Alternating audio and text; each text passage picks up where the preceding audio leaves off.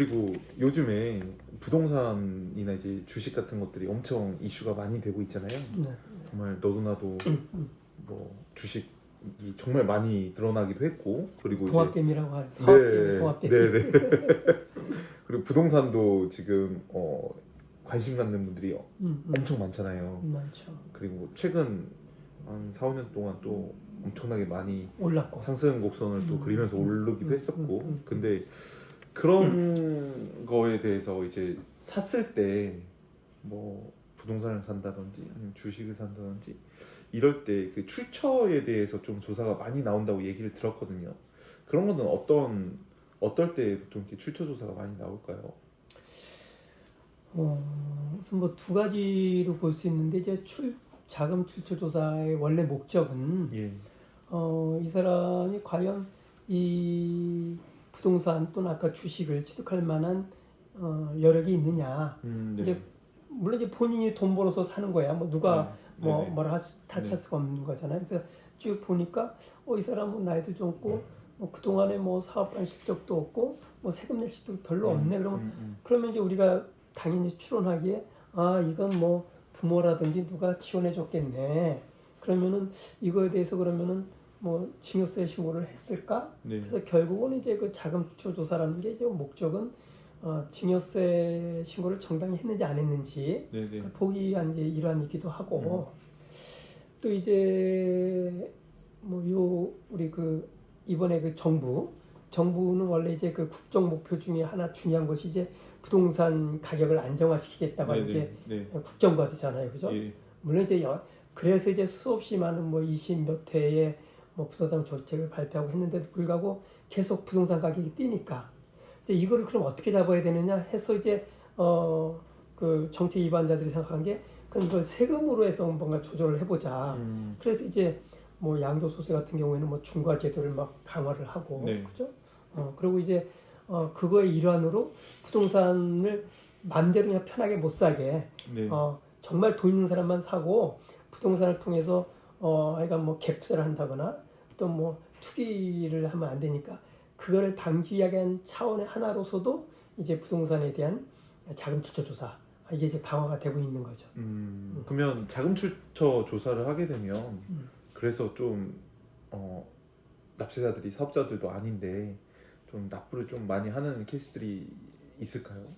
아까도 말씀드렸더니 그 조사라고 하는 것이 꼭 세금을 많이 걷어들이기 위한 목적도 있지만 이 조세 정책을 올바르게 가게 하는 목적이 있다고 그랬잖아요, 그죠? 그러니까 제가 보면은 자금 출처 조사 해봐야 사실 뭐 크게 징수하지 못해요. 이제 그 인력을 아예 법인을 조사하게 되면 더 추징세가 더 많이 나오지, 그죠? 그러니까 예를 들어서 내가 부모님한테 뭐 5억을 받아서 내가 있던 돈하고 플러스해서 뭐 샀다고 하면 5억 원 해봐야 세금이 뭐 3천만 원뿐이 안 돼요.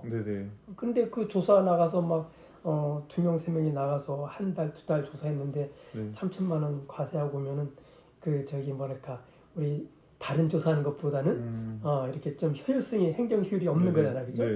이제 그럼에도 불구하고 우리 그 정부의 정책을 뒤에서 이제 뭐 뒷받침한다 이제 그런 의미가 있고 요즘은 그래서 또 조사가 이제 조금 그 성향이 바뀐 게 옛날에는 자금 출처 조사하면 거기서 이제 증여 부분만 봤는데 이제는 증여한 사람은 또 어떤 소득이 있어서 증여했느냐 그래서 이제 조사가 또 역으로 또 파생되네요. 올라오고 이제 연쇄 반응이 일어나는 거죠.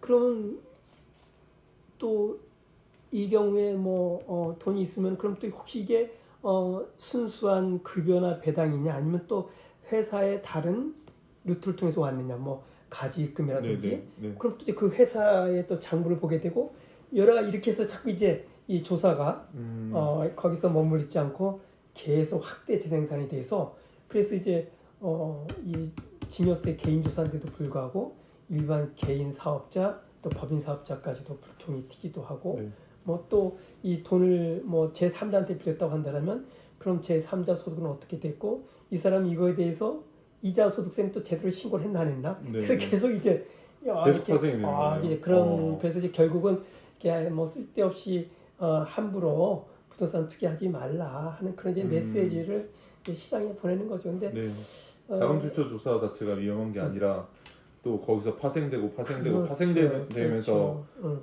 그런 게 이제 더 리스크가 있는 거네요. 조사 리스크가. 네, 있습니다. 이제 저 이제 개인적으로 봤을 땐 네.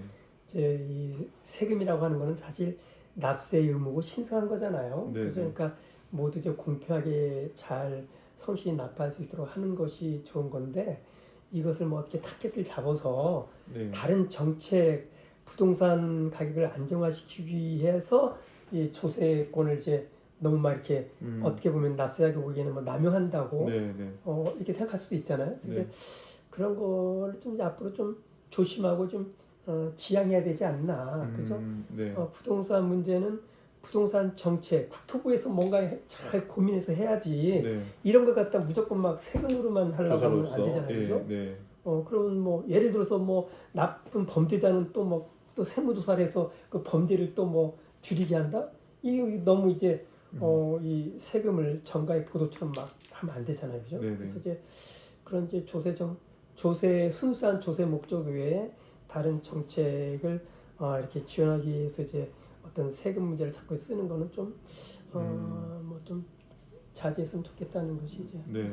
부회장님의 의견이신 네, 제 거네요. 생각이죠. 네. 뭐 꼭 저만이 아니라 네. 법학자라든지 네네. 또 재정을 공부한 사람 이런 사람들은 그런 얘기를 많이 하죠. 그죠? 네. 오늘은 저희 세무조사에 대해서 전반적인 얘기들을 이제 좀 저희 부회장님과 많이 나눴는데요. 네, 2회차에서는 이제 국세청 일반 현황과 국세청 조사 조직에 대해서 좀 자세히 좀 더 알아보는 시간을 갖도록 하겠습니다. 네, 부회장님 오늘 또 영상 찍느라 너무 고생 많으셨고 국세청 내부에 이제 있지는 않았었다 보니까 그래서 이제 잘 몰랐던 내용들도 이제 부회장님 통해서 또 저희 납세자분들 그리고 이제 저희 구독자분들도 좀 이런 좀 조사에 대해서 좀 일반적으로 좀 일반적인 내용에 대해서 좀 알 수 있는 좋은 기회가 되었던 것 같습니다. 아이고 말씀이라도 너무 고맙습니다. 감사합니다. 오늘은 여기까지 찍고 다음 2편에 뵙도록 하겠습니다. 네, 감사합니다. 네, 감사합니다.